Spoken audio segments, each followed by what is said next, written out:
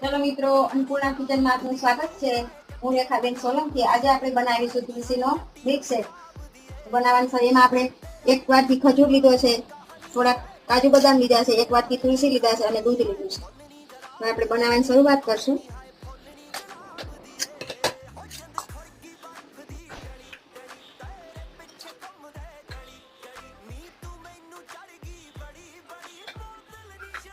કુકરમાં 1 સીટી વગાડી છે. હવે આપણે મિક્સરમાં એને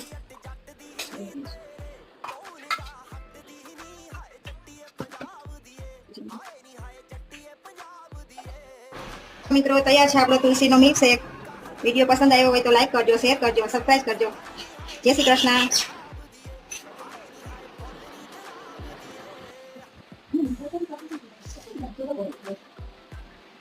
મિત્રો બન્યો છે મસ્ત. સાકર નહીં, ગોળ નહીં, ખાંડ નહીં, કશું નહીં.